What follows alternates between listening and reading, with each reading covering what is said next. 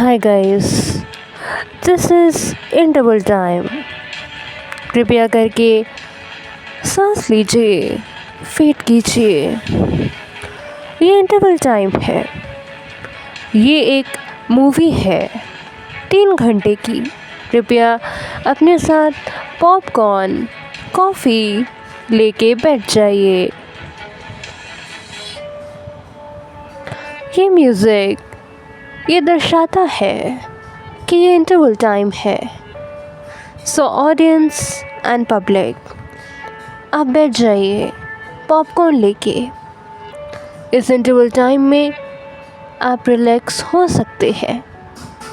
आप जो चाहते हैं वो कर सकते हैं। 3 मिनट्स का इंटरवल टाइम है। 3 मिनट के बाद मूवी स्टार्ट होने वाली है। कृपया करके 3 मिनट के इंटरवल में ब्रेक ज़रूर लीजिए। इंजॉय।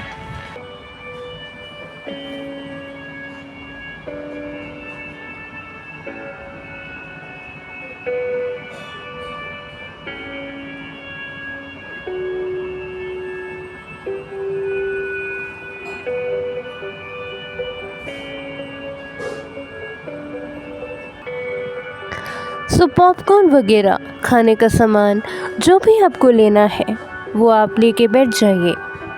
3 मिनट के बाद मूवी स्टार्ट होने वाली है। तब तक के लिए आप पॉपकॉर्न, कॉफ़ी जो भी आपको चाहिए वो लेके बैठ जाइए।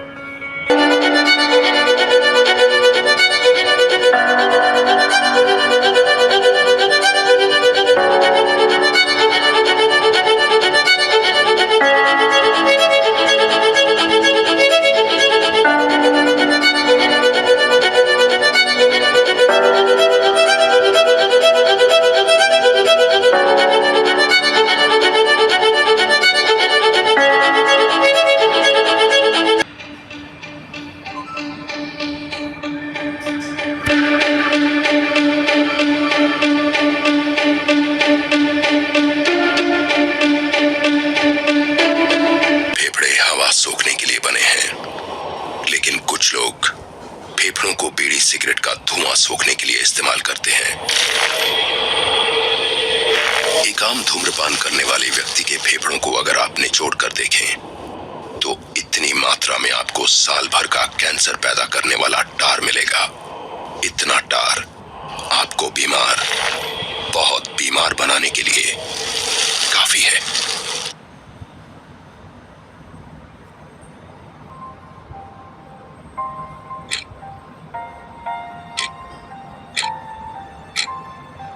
चाहूंगा कि हर भारतीय स्वस्थ और चुस्त रहे। तंबाकू स्वास्थ्य और तंदुरुस्ती को नुकसान पहुंचाता है। सभी तंबाकू पदार्थ खतरनाक और घातक है। अगर आप स्वस्थ और तंदुरुस्त रहना चाहते हैं तो तंबाकू से दूर रहें। मैं रहता हूं, आपको भी रहना चाहिए। आइए तंबाकू के सामने दीवार बनकर खड़े हों।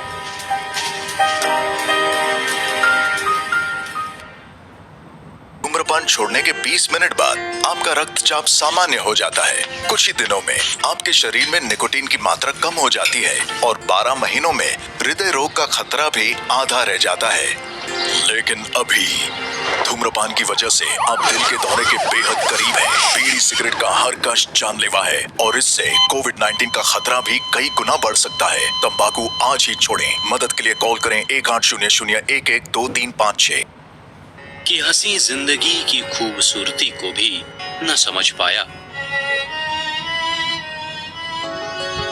कुछ ऐसा ही कहता है उन सब का दिल जो कैंसर से पीड़ित है। पहले बीड़ी पीता था तो ऐसा मालूम नहीं था कि कैंसर हो जाएगा। अभी तो ठीक हो जाएगा तो अच्छा होगा। शिक्षण छोड़ दिया मेरी वजह से। मेरे बच्चे ने वो इंजीनियर का कल आ गया था उनको, तो मेरे इलाज पे आ गया तो उनका इलाज बंद हो गया, स्कूल बंद हो गया। मेरा लड़का जैसे बीमारी नहीं आती थी तो इंजीनियर होने वाला था। अभी अब हमारी गरीबी चली जाने वाली थी ना, वो इंजीनियर बनने वाला था। तो कब तक काम करेंगे हम अकेले? अब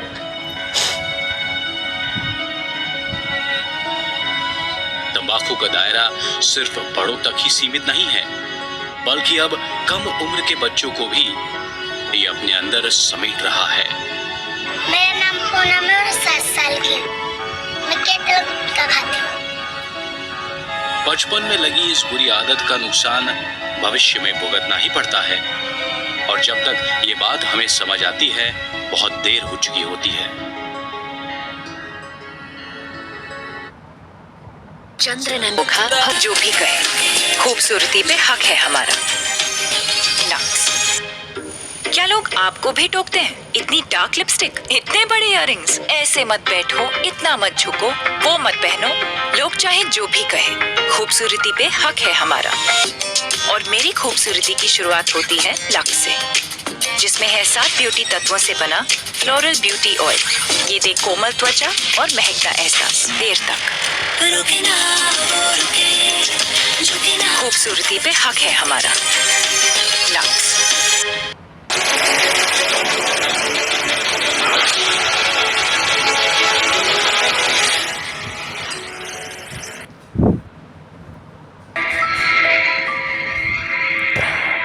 वेलकम गाइस। इंटरवल पीरियड ख़त्म हो चुका है। आपका मूवी थिएटर में आने के लिए बहुत बहुत शुक्रिया। आप मूवी थिएटर में कौन सी मूवी देखने आए हैं इसका अंदाज़ा आपको भी नहीं है, लेकिन आप फिर भी आ गए हैं। शायद किसी किस्मत ने आपको यहाँ पे इनवाइट किया है। अब आप बिना बेहोशी के मूवी देख पाएंगे, लेकिन होश भी खो देंगे क्योंकि आप नहीं जानते कि आप कौन सी मूवी देखने आए हैं, मूवी का नाम क्या है, मूवी कैसी होगी, कुछ नहीं मालूम। आप मूवी से काफ़ी अनजान हैं। आपको ऐसा इंट्यूटिवली फील हो रहा होगा कि शायद आप जादू से कोइंसिडेंसेस मूवी में आ गए हैं, इस मूवी थिएटर में आ गए हैं। कि आपके पास 3 घंटे हैं। ये मूवी 3 घंटे की होने वाली है। आज आपका अनुभव काफ़ी यूनिक होने वाला है, काफ़ी डिफरेंट होने वाला है। मगर क्यों, ये भी सवाल आया है, और जवाब है बेवजह।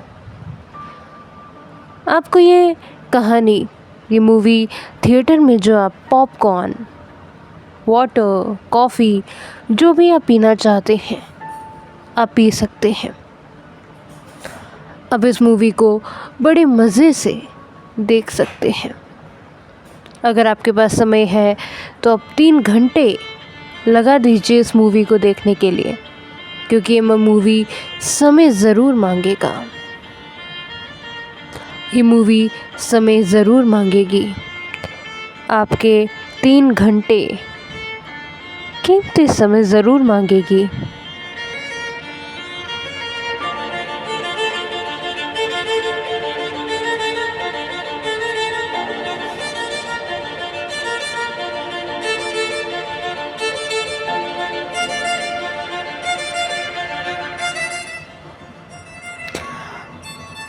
आपके मन में प्रश्न होगा कि ये मूवी आखिर किस बारे में होगी।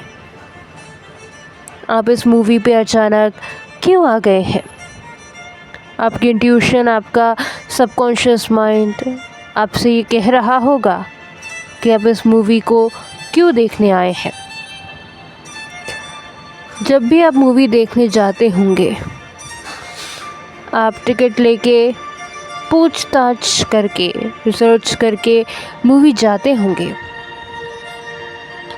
लेकिन आप अचानक से बिना होश के, बिना खबर हो के इस मूवी को देखने आए हैं, और आपके मन में सवाल है कि मूवी किस बारे में है, क्या मूवी है ये। बड़ा अजीब और बड़ा यूनिक लग रहा होगा, लेकिन रोमांचक और इंटरेस्टिंग भी लग रहा होगा।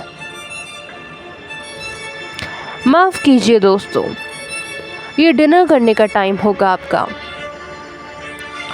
लेकिन डिनर करने के टाइम से पहले ही ये मूवी 3 घंटे आपसे मांग रही है।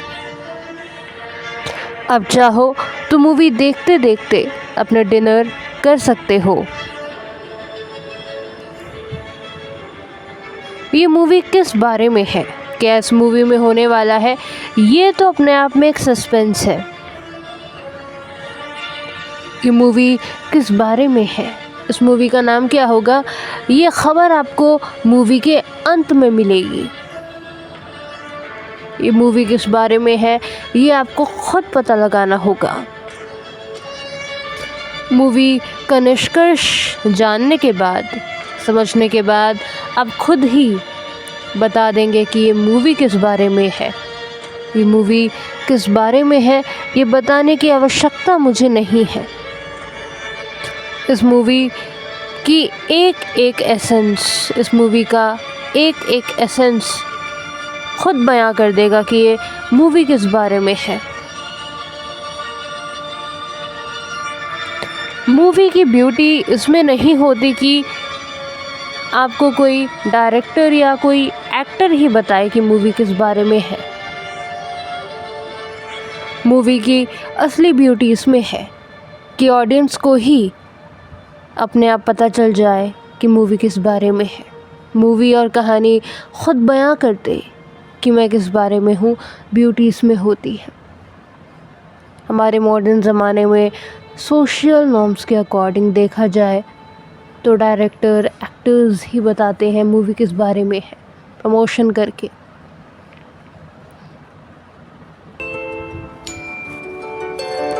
लेकिन मूवी की असली ब्यूटी मूवी के अंदर होती है।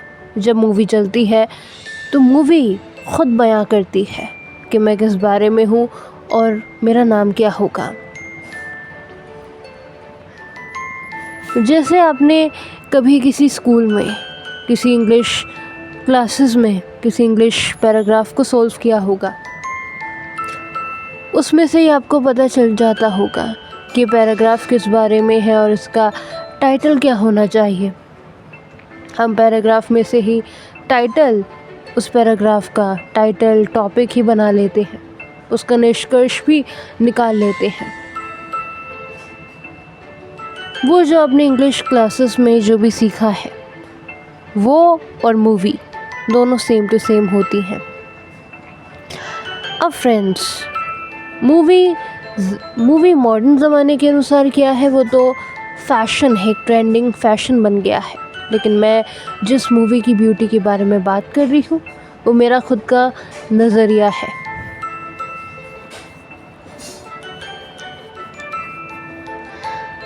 एक और बात बताती हूँ दोस्तों, आपने कभी देखा होगा इंग्लिश की क्लासेस में पिक्चर कॉम्प्रिहेंशन आपने सॉल्व किया होगा, जिसमें आपको पिक्चर देखकर ही पिक्चर के बारे में बहुत चीज़ें लिखनी होती हैं।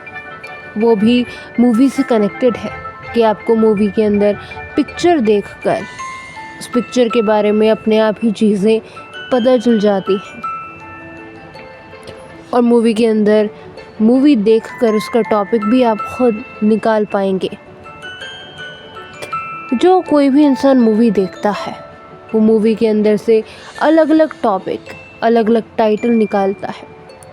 और यही रीज़न है कि जब एग्ज़ाम्स होते हैं, पिक्चर कॉम्प्रिहेंशन जब एग्ज़ाम में आता है, जब पैराग्राफ राइटिंग एग्ज़ाम में आता है, तो हर एक क्लास के अलग अलग बच्चे अलग अलग टाइटल, अलग अलग निष्कर्ष, अलग अलग टॉपिक उस पैराग्राफ का, उस पिक्चर कॉम्प्रिहेंशन का बनाते हैं।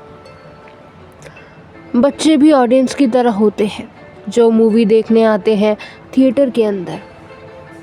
मूवी को देखने के लिए एक बच्चे जैसा मन होना काफ़ी ज़रूरी है। बच्चों की क्रिएटिविटी, बच्चों की इमेजिनेशन काफ़ी ब्यूटीफुल होती है। अगर देखा जाए तो बच्चों की क्रिएटिविटी और बच्चों का इमेजिनेशन मैच्योर लोगों से ज़्यादा इंटेलिजेंट होता है।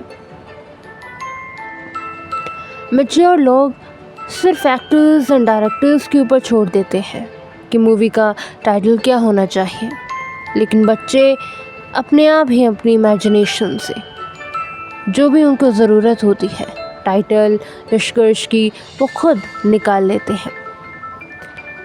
तो मेरा कहने का मतलब ये है दोस्तों कि बच्चे मैच्योर लोगों से ज़्यादा मैच्योर होते हैं।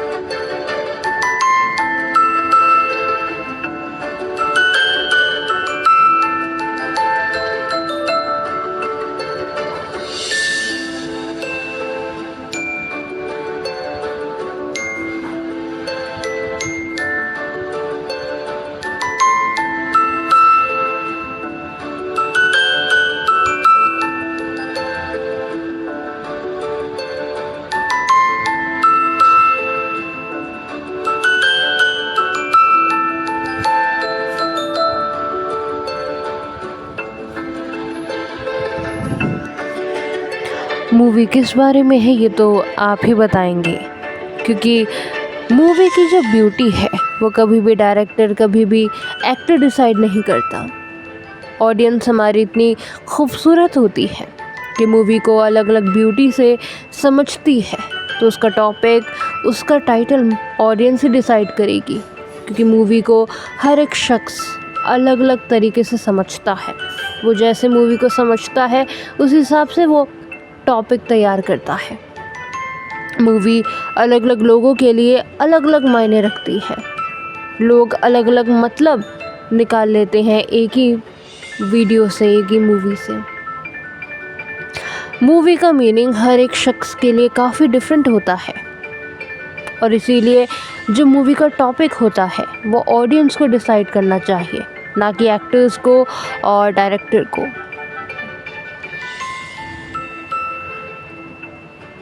आपने बहुत सी चीज़ें समझी हैं, सुनी हैं मूवियों से, लेकिन मेरा जो चीज़ों को समझाने का अंदाज़ है, तरीका है, वो सबसे डिफरेंट है, सबसे यूनिक है।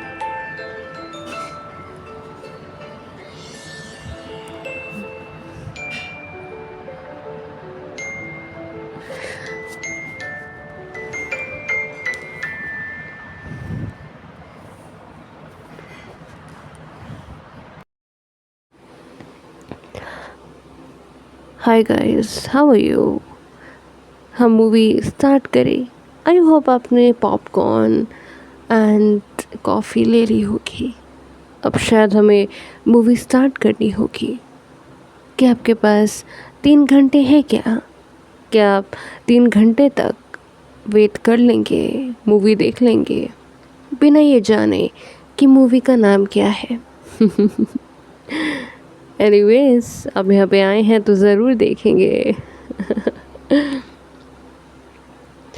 सो कहानी किस बारे में है, क्या है कहानी में, ये आप खुद जानेंगे। एक पिक्चर कॉम्प्रिहेंशन की तरह, एक पैराग्राफ असेसमेंट की तरह आप खुद खोजेंगे कि कहानी किस बारे में है। जब कहानी को समझेंगे तो खुद समझ जाएंगे कि कहानी किस बारे में है।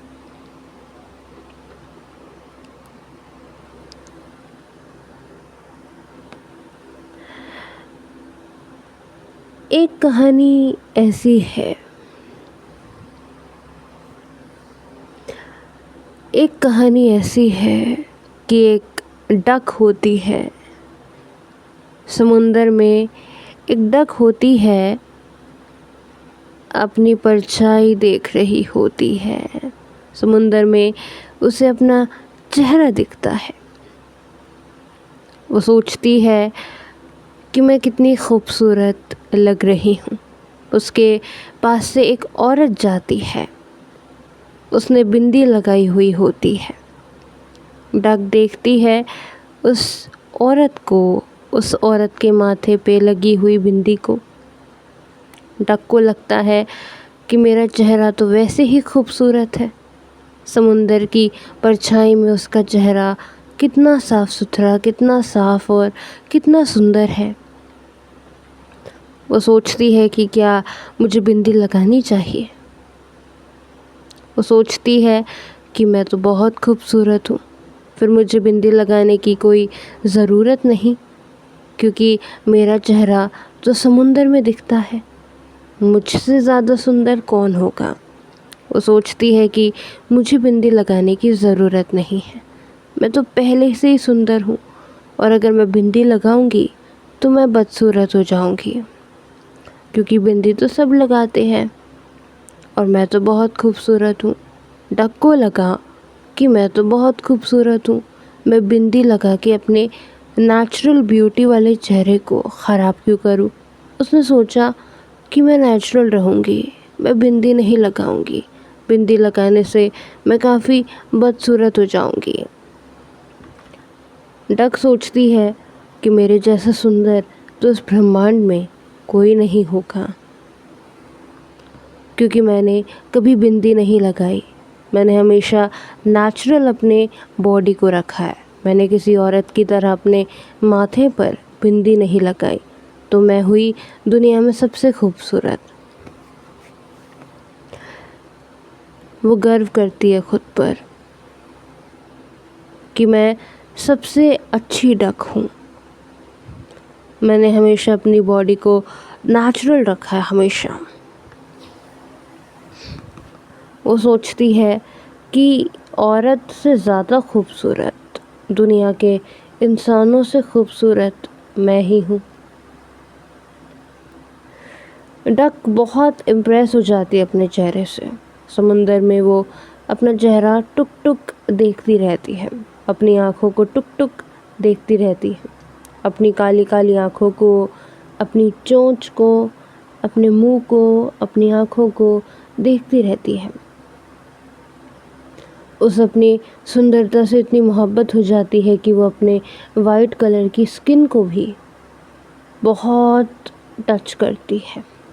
सोचती है कि मेरी जो वाइट कलर की स्किन है वो तो फैदर की तरह, पंख की तरह कितनी सॉफ्ट है,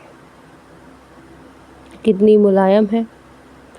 वो टच करती रहती है, फिर वो कहती है कि मेरी स्किन तो कपड़ों से सुंदर है, क्योंकि कपड़े भी सॉफ्ट होते हैं, लेकिन कपड़े भी बनाए जाते हैं, लेकिन मेरे पास तो कोई कपड़ा नहीं है, मैं तो बिना कपड़ों के रहती हूँ, मेरा तो स्किन ही कपड़ों जैसा है, तो मैं तो कपड़ों से भी सुंदर हुई। फिर डक समुंदर में देखती है, फिर उसे एक चीज़ नज़र आती है कि ये समुंदर कितना सुंदर है, ये तो हरे कलर का है और ऊपर से ट्रांसपेरेंट है। फिर उसको नज़र आता है शीशा। वो सोचती है कि शीशा और समुंदर क्या सेम है, क्योंकि शीशे को देखो तो अपना चेहरा नज़र आता है और समुंदर को देखो तो अपना चेहरा।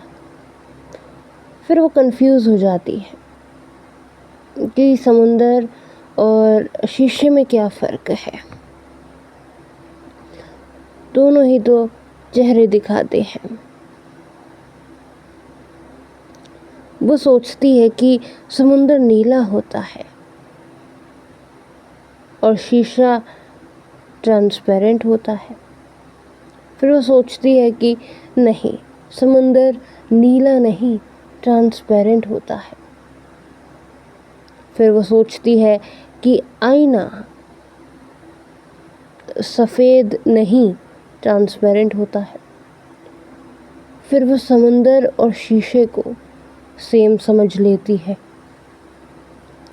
फिर वो सोचती है कि समुंदर ही शीशा है और शीशा समुंदर है। वो फ़र्क नहीं कर पाती कि समुंदर और शीशे में फ़र्क है। वो सोचती है कि आईना भी ट्रांसपेरेंट है और समुंदर भी। वो दोनों को ट्रांसपेरेंट ही समझ लेती है। वो सोचती है कि मेरी जो स्किन है और बाहर जो सॉफ्ट कपड़े हैं वो एक ही हैं। उसे ऐसा लगता है कि अगर मेरे बदन पर, अगर मेरे तन पर जो ये पंख जैसे स्किन है मेरी वाइट कलर की, वो भी तो कपड़ों से मिलते जुलते हैं।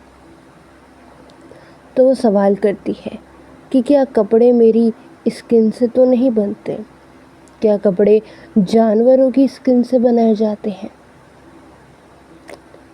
फिर वो साइंटिस्ट की तरह क्वेश्चन करने लग जाती है डक। कहती है कि चलो आज मैं साइंटिस्ट बन जाती हूँ। वो सोचती है कि मेरे पास 2-2 पैर हैं। फिर वो सोचती है कि इंसान के पास भी 2 पैर ही होते हैं। वो सोचती है कि चलो मैं आज साइंटिस्ट बन जाती हूँ। वो सोचती है कि आज मुझे भी कुछ अलग करना है। मैं इतने वर्षों से तैरती आई हूँ, आज मैं पानी से पहली बार बाहर निकली हूँ, घास के ऊपर खड़ी हूँ, आज मैं कुछ सवाल पूछ रही हूँ। जब वो सवाल पूछती है तो उसको लगता है कि आज मैं कुछ अलग कर रही हूँ। वो सोचती है कि मैं किस्मत बदल रही हूँ, मैं अपनी किस्मत को अपने हाथ पर ले रही हूँ, कंट्रोल में ले रही हूँ। वो अपने पैर को हिलाने लगती है। जब वो अपने पैर को हिलाती है तो उसके पैर से टुक टुक टुक टुक आवाज़ आती है। फिर वो सोचती है कि मेरे पैर तो घुंघरू जैसे हैं। टुक टुक टुक टुक आवाज़ आती है। फिर वो सोचती है कि मैं तो अकेली हूँ, समुंदर के बाहर खड़ी हूँ, मेरा तो कोई दोस्त है ही नहीं। क्या मैं ही साइंटिस्ट हूँ? क्या मैं ही जीनियस हूँ? ये मेरे अलावा और भी लोग हैं, और भी जानवर हैं जो मेरी तरह सोचते हैं। क्या मैं एंटिक हूँ? क्या मैं यूनिक हूँ? क्या मैं डक जो हूँ, क्या मैं साइंटिस्ट बन सकती हूँ? या मेरे जैसे अनेक डक साइंटिस्ट बन सकते हैं? वो सोचती है कि मैं दिमाग से साइंटिस्ट हूँ। मैं इंसानों की तरह बोल नहीं सकती, पर मैं दिमाग में साइंटिस्ट की तरह क्वेश्चन ला सकती हूँ, खुद से बात कर सकती हूँ। फिर वो सोचती है कि अगर मैं साइंटिस्ट की तरह बात करती हूँ तो क्या मैं दूसरे वाले डक को बता दूँ कि मैं क्या सोचती हूँ। फिर वो दूसरे वाले डक के पास जाती है जिसको वो नहीं जानती, जो उसके लिए एक स्ट्रेंजर है। वो उसके पास जाती है। फिर जब वो डक के पास जाती है तो दूसरे वाला डक उससे बात नहीं करता। दूसरे वाले डक को लगता है कहीं ये मुझसे आई लव यू कहने तो नहीं आई है। डक चाहती है उसको बताना कि मैं साइंटिस्ट की तरह सोच रही हूँ पहली बार। मैं वैलिडेशन ले लेती हूँ दूसरे डक से कि क्या मैं क्रेज़ी तो नहीं हूँ जो मैं ऐसा सोच रही हूँ, क्या मैं यूनिक हूँ। तो दूसरे वाला डक सोचता है कहीं ये मेरी बीवी बनने तो नहीं आई है, कहीं ये मुझे आई लव यू कहने तो नहीं आई है। दूसरे वाला डक इग्नोर कर देता है, चला जाता है।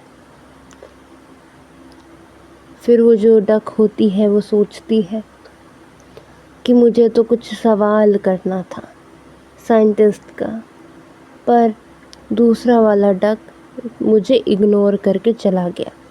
अब जब दूसरे वाला डक मुझे इग्नोर करके चला गया तो वो बात ही नहीं कर रहा है, तो वो मेरी साइंटिस्ट वाली बात को भी नहीं सुनेगा। क्या मैं पागल हूँ? वो मुझसे बात क्यों नहीं कर रहा है? और अगर मैं उसे बता दूँ कि मैं साइंटिस्ट हूँ तो वो मुझसे कभी बात नहीं करेगा। डक फिर जाती है पेड़ के नीचे, खड़ी हो जाती है, बैठ जाती है। उसे ऐसा लगता है पेड़ के नीचे बैठकर कि बूंदें गिर रही है, तो उसको लगता है कि बारिश होने वाली है। फिर वो कहती है कि वाह, मैं तो बारिश होने से पहले ही पेड़ के नीचे छाँव में आ गई, अब मुझे बारिश नहीं लगेगी, मैं कितनी समझदार हूँ। फिर वो ना सेल्फ डिस्कवरी करती है अपनी डक, अपनी तारीफ़ करने लग जाती है कि देखो मैं कितनी समझदार हूँ, मुझे पता चल गया कि बारिश होने वाली है, तब भी मैं पेड़ के नीचे बैठी हूँ, उठ नहीं रही हूँ, क्योंकि मुझे पता है कि यहीं पे मैं सेफ़ हूँ। ऐसे में दूसरे वाला डक आता है, जिसने डक को इग्नोर किया था, वो वाला डक आता है और वो देखता है कि अरे ये तो बारिश में पेड़ के नीचे बैठी है, कितनी समझदार है ये क्या हो गया है, ये तो जादू हो गया है। मैं तो खुद भीग रहा हूँ बारिश में, मेरे जैसे 1000 डक बारिश में भीग रहे हैं और ये डक छाँव के नीचे बैठी है और इसे बारिश भी नहीं लग रही। वाह, काश मेरे पास ऐसा दिमाग होता जैसे इस डक के पास है। फिर वो हिचकिचाता है, सोचता है कि क्या मैं इस डक से बात करूँ, ये मुझे कुछ यूनिक, कुछ डिफरेंट लग रही है।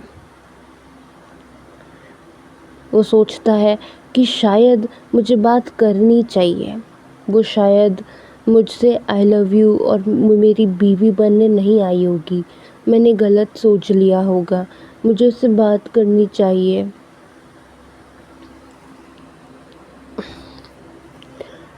पर फिर वो सोचता है कि डक पेड़ के नीचे आराम से बैठी होगी, मैं उसे डिस्टर्ब नहीं करना चाहता, क्या पता वो आराम कर रही हो और अगर मैं उसके पास जाऊंगा तो उसे डिस्टर्बेंस हो जाएगी। पर वो घूरने लगता है डक को, क्योंकि वो सुंदर लग रही होती है, इंटेलिजेंट लग रही होती है। डक सोचता है कि वाह क्या लड़की है। फीमेल डक होती है, उसको कहता है वाह क्या लड़की है, ये तो डक नहीं लगती, ये तो लड़की लगती है। डक जैसा तो इसका ढांचा है, ये डक नहीं लड़की है। क्या अदाएं हैं इसकी, क्या कर्म है इसके। मैं खुद डक हूँ, पर मेरे अंदर वो खूबी नहीं जो इस डक के अंदर है। वाह क्या डकिया है, मज़ा आ गया। वो ऐसा सोचता है और घूरने लगता है डक को, क्योंकि वो दुनिया में सबसे सुंदर लगती है डक को। डक सोचता है वाह क्या डकिया है, पेड़ के नीचे बैठी है, सेफ है, पूरी डकियों से अलग है ये डकिया। अकेले बैठे बैठे क्या मज़े ले रही है बारिश के। वाह क्या ऐश कर रही है ये तो, इसकी तो ज़िंदगी बन गई है। वाह, और मैं यहाँ पे भीग रहा हूँ बारिश में, काश मुझे पता होता तो मैं पेड़ के नीचे बैठ जाता, पर अब तो ये बैठी हुई है, अगर मैं इसे रोकूंगा तो शायद ही मुझे बदतमीज़ कहेगी, इसीलिए मैं चला जाता हूँ।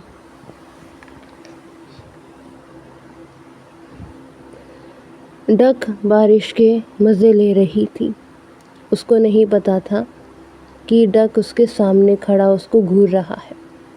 डक कब का चला गया और डकिया अभी भी बारिश का मज़ा ले रही है और उसका मुंह उस तरफ है डकिया का, बारिश के मज़े ले रही है। हो गई डकिया, बारिश को देखते देखते हो गई डकिया, फिर सो गई डकिया। डकिया सो जाती है, बहुत टाइम हो जाता है फिर पेड़ के नीचे से एक एप्पल गिरता है और डकिया जग जाती है। फिर डकिया खड़ी हो जाती है। फिर आंधी चलती है। आंधी चलती रहती है, चलती रहती है। पेड़ भी इतनी ज़ोर से हिलने लगते हैं, डकिया को लगता है कहीं पेड़ मुझ पे गिर गया तो। डकिया जल्दी उठ जाती है और सच में पेड़ गिर जाता है। डकिया सोचती है इतनी आंधी आ गई है, अब मुझे काफ़ी दिक्कत होगी चलने में। आंधी मेरी आँखों में लगेगी, धूल मेरी आँखों में लगेगी, मैं कैसे जाऊँ? इतना दूर है मेरा घर, मेरा घोंसला इतना दूर है, मैं कैसे जाऊँ? फिर वो समुंदर के पास जाती है और समुंदर में बहने लगती है, ये सोचकर कि अब मुझे घोंसले में नहीं जाना पड़ेगा, अब मैं ठंडे ठंडे पानी में सेफ रहूँगी और तूफ़ान भी कुछ नहीं कर पाएगा, क्योंकि समुंदर शांत है। मैं इसमें साफ साफ अच्छी तरीके से रहूँगी और मुझे धूल भी नहीं लगेगी, मैं पानी के अंदर साफ रहूँगी। वहाँ से फिर डक गुज़रता है दूसरे वाला। वो देखता है कि मैं तो तूफ़ान में खड़ा होके परेशान हूँ। ये डकिया कितनी समझदार है, समुंदर के आगे बैठी है, समुंदर के अंदर बैठी है। काश मेरे पास भी डकिया की तरह दिमाग होता, काश मैं भी डकिया की तरह समुंदर में होता। ये डकिया कितनी इंटेलिजेंट है, कितना विज़डम है इस डकिया में। कौन है ये? मैं इसको जानना चाहता हूँ। ये बड़ी टेढ़ी किस्म की खीर है, ये बड़ी अलग है, पर अभी मैं इसको डिस्टर्ब नहीं करूँगा, क्योंकि अगर मैं इससे बात करूँगा तो इसका मुंह समुंदर के बाहर आ जाएगा और आंधी से इसका चेहरा ख़राब हो जाएगा। मैं फिर कभी बात करूँगा। और वो चला जाता है और डकिया पानी के अंदर होती है। उसे पता नहीं होता कि डक उसे देख रहा था। डक सोचती है कि चलो मैं पानी में नहा लेती हूँ। वो नहाने लगती है। इतने में गेंडा आता है और शेर आता है। वो पानी को देखता है और पानी में दोनों अपना चेहरा देखते हैं। फिर शेर और गेंडा दोनों मिलके अपना चेहरा समुंदर में देखते हैं। फिर दोनों को गुस्सा आ जाता है एक दूसरे को देखकर। दोनों को लगता है, एक दूसरे से जलन होने लगती है शेर और गेंडे को। शेर को लगता है इस गेंडे की हिम्मत कैसे हुई मेरे साथ खड़े होने की, समुंदर में मेरे साथ अपना चेहरा देखने की। और गेंडे को लगता है कि ये शेर यहाँ क्या कर रहा है, समुंदर में अपना चेहरे देखने का सिर्फ मुझे हक है। और दोनों लड़ पड़ते हैं। दोनों की लड़ाई हो जाती है। किनारे के बाहर दोनों लड़ाई करने लगते हैं और दोनों लड़ते लड़ते पानी के अंदर गिर जाते हैं।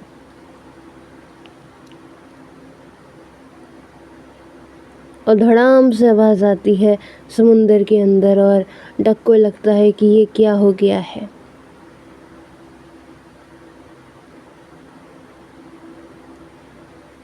डक देख रही होती है कि ये दोनों तो पानी के अंदर मर गए।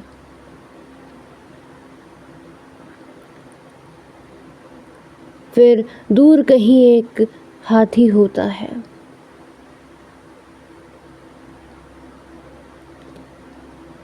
वो बहुत प्यासा होता है और दौड़ा समुंदर के पास आता है, अपनी सूंड से पानी पीने की कोशिश करता है।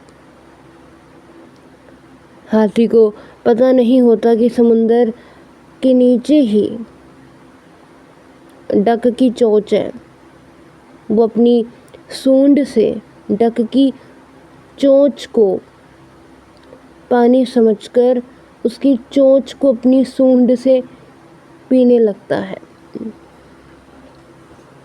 डक को लगता है कि मेरी चोंच पे किसकी सूंड लगी है। हाथी को लगता है कि ये पानी कहाँ से आ रहा है। सवाल करता है और सोचता है कि ये पानी कहाँ से आ रहा है। फिर उसे पता चलता है कि डक की चोंच में पानी है और वो डक की चोंच का पानी पी रहा होता है। उसे लगता है कि मुझे कुछ चुभ रहा है। फिर हाथी को लगता है कि ये तो डक है, ये तो डक की चोंच है जो मुझे चुभ रही है, और पानी समुंदर से नहीं, इसकी चोंच के अंदर पानी जो है वो मैं पी रहा था। डर के मारे हाथी ने अपनी सूंड से डक को बाहर निकाल दिया। डक को चोट लग गई। डक बहुत बेचारी हो गई। उसने हाथी को कुछ नहीं कहा क्योंकि वो दर्द से कर्रा रही थी। वो बस चिल्लाती रही और उसने हाथी को कुछ कहा ही नहीं। शांत बस अपना दर्द सहती रही।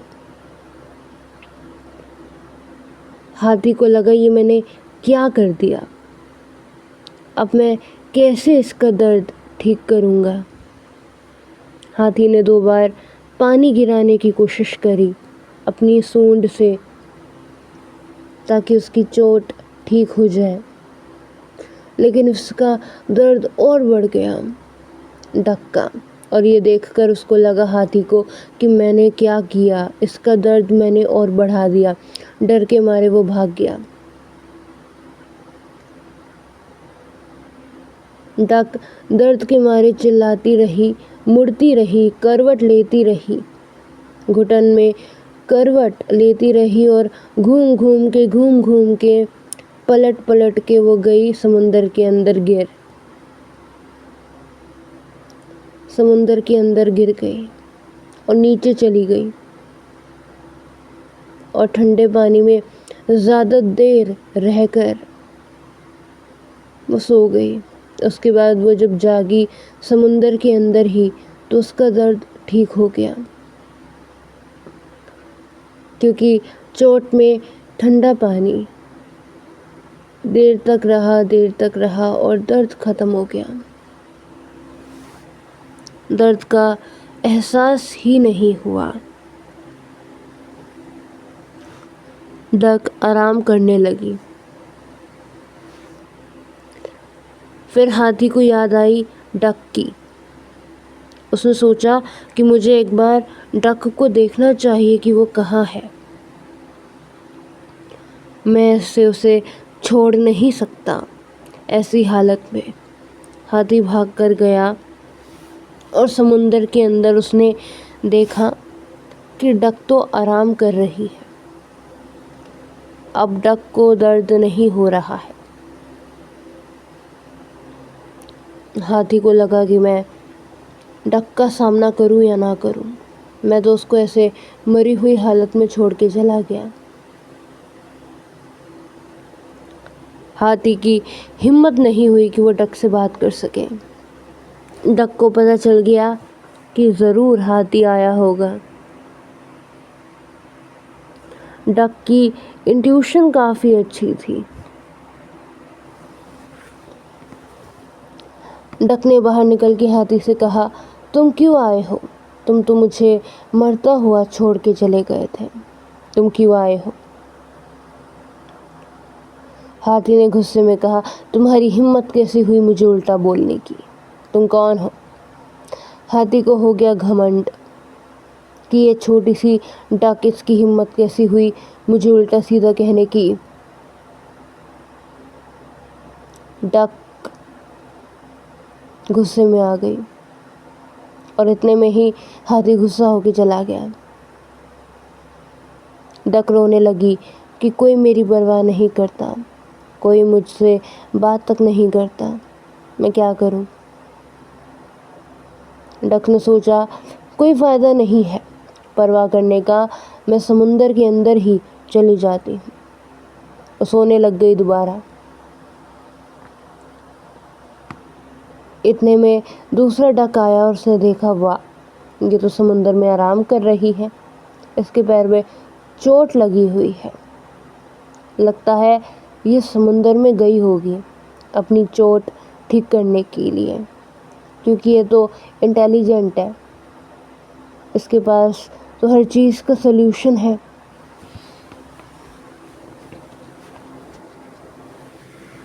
और ऐसा सोचते सोचते वो अपना काम करने निकल पड़ा। डक, उसके हाथ में बर्फ़ थी और वह किसी को बर्फ़ देने जा रहा था। तो डक अपना काम करने के लिए निकल गया और उसने फीमेल डकिया पे कोई ध्यान नहीं दिया।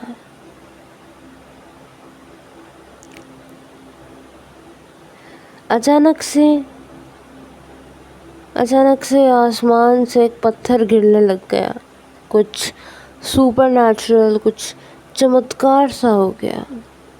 धड़ाम आवाज़ आई ज़मीन पर। पूरे जंगल के राजा में, पूरे जंगल में एक खबर मचने लगी कि यार ऊपर से एक बहुत बड़ा पत्थर गिरा है ज़मीन पर। सारे जानवर इकट्ठे हो गए और सवाल करने लगे कि ये पत्थर क्यों गिरा है। फिर सबको याद आया कि पेड़ से भी तो एप्पल ज़मीन पे गिरता है, कहीं आसमान से पत्थर भी गिरते हैं क्या? सब ऐसा सोचने लग गए। फिर डक ने देखा कि वाह, ये सारे तो साइंटिस्ट की तरह क्वेश्चन पूछने लग रहे हैं। मैं भी साइंटिस्ट की तरह क्वेश्चन पूछती हूँ, तो शायद मुझे इन लोगों से बात करनी चाहिए, हम सबकी बनेगी। फिर डक को इंस्पिरेशन मिलती है कि वाह, मुझे तो अब ऐसा लग रहा है कि ये सारे जंगल के लोग बहुत क्यूरियस हो गए हैं, साइंटिस्ट की तरह क्वेश्चन पूछ रहे हैं।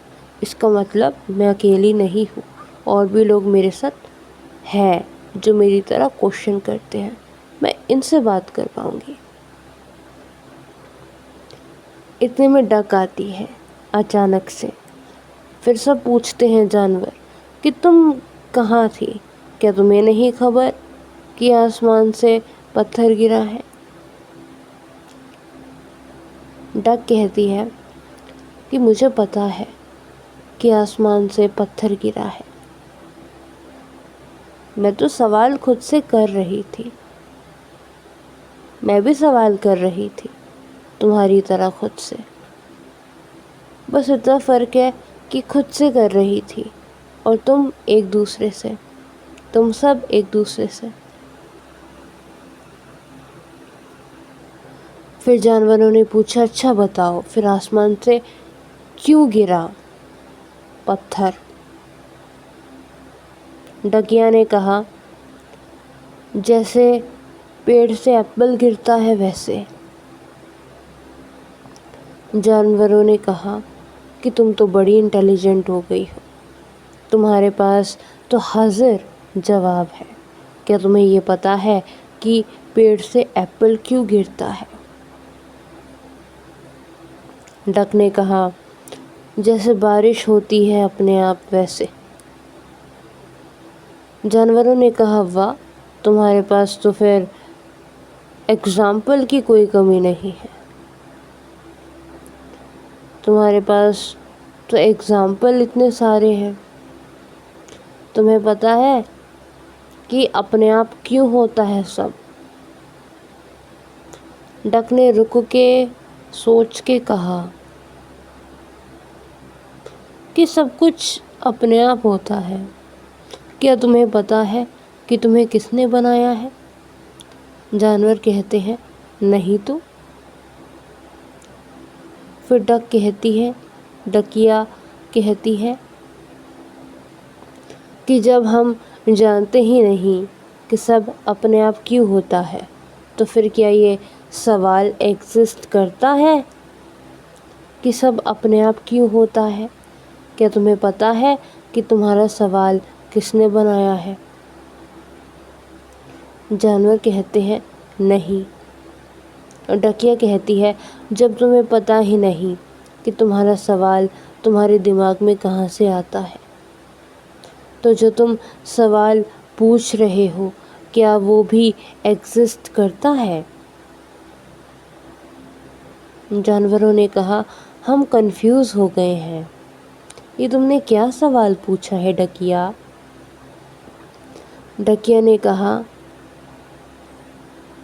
मैंने इसलिए सवाल पूछा है क्योंकि तुम भी सवाल पूछते हो मेरी तरह, और मैंने सवाल इसलिए पूछा है क्योंकि मुझे लगा कि मैं भी क्वेश्चन पूछती हूँ, आप लोग भी क्वेश्चन पूछते हो।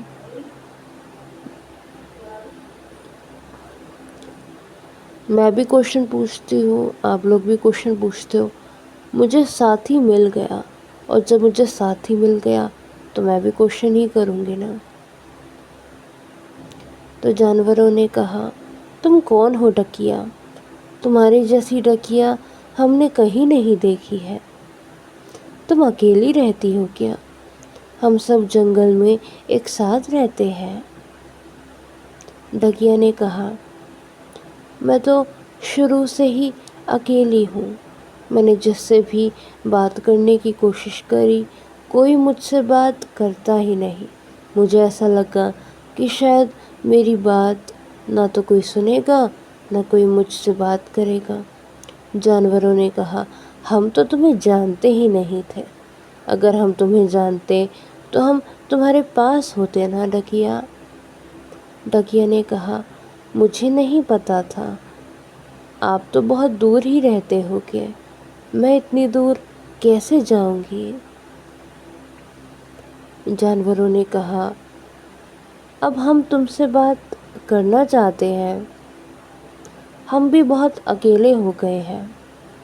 अब हमें लगता है कि हमें तुमसे कुछ सीखने को मिलेगा।